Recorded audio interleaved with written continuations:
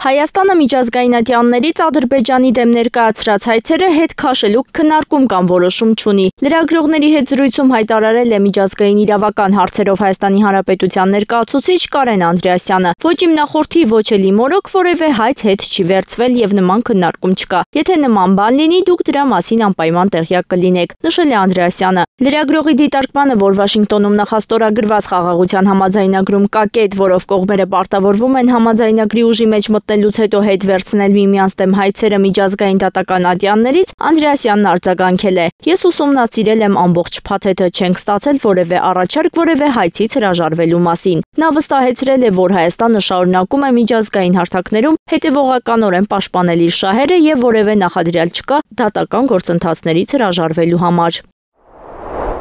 Ազգային ժողովի փոխնախագահ Ռուբեն Ռուբինյանն օգոստոսի 8-ից հետո չի լսել, որ ադրբեջանական կողմն օգտագործի արևմտյան Ադրբեջան տերմինը։ Օգոստոսի 8-ի հռչակագրի տակ սևով սպիտակի վրա գրված է կողմերը ճանաչում են միմյանց տարածքային ամբողջականությունն Ալմաթիի հռչակագրի հիման վրա։ Չունեն ու չեն ունենալու միմյանցից տարածքային պահանջներ, վրեժը մի կողմ են դնում, գնում են խաղաղության եւ այլն։ Լրագրողների հետ զրույցում ասել է նա. Ի պատասխան հարցին ինքը բացառում է, որ ադրբեջանցիները գալու են Հայաստան, նա սկսել է այդ ամենը բարթել ընդդիմության վրա։ Ես համարում եմ, որ մեր ընդդիմությունը շատ մեծ կախման մեջ է Ադրբեջանից, որովհետև մեր ընդդիմության խոսույթի մի ահռելի բաժին ձևավորվում է Ադրբեջանում։ Եթե Ադրբեջանում մի շաբաթ հայտարարություն չանեն, մեր ընդդիմությունն ասելիք չի ունենա, ասել է Ռուբինյանը։ ԿՊԱ-ն առաջարկել է չառաջնորդվել Կիկոսի մահով, առաջնորդվել նրանով, ինչ գրված է ու ստորագրված։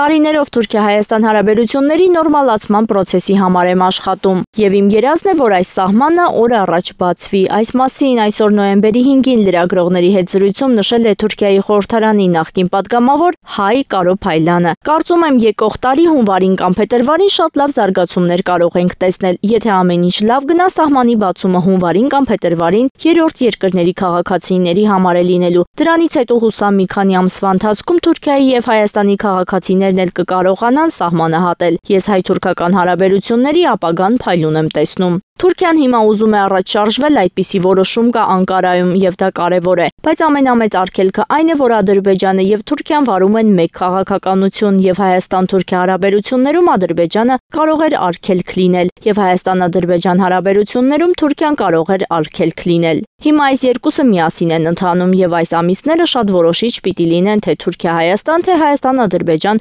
նորմալիզացիայի համար։ Եթե արևմտյան երկրներն էլ մի քիչ օգնեն Թուրքիային եւ Ալիևին համոզելու համար, ապա ամեն ինչ կարող է առաջ շարժվել միասնաբար, ասել է Փայլյանը։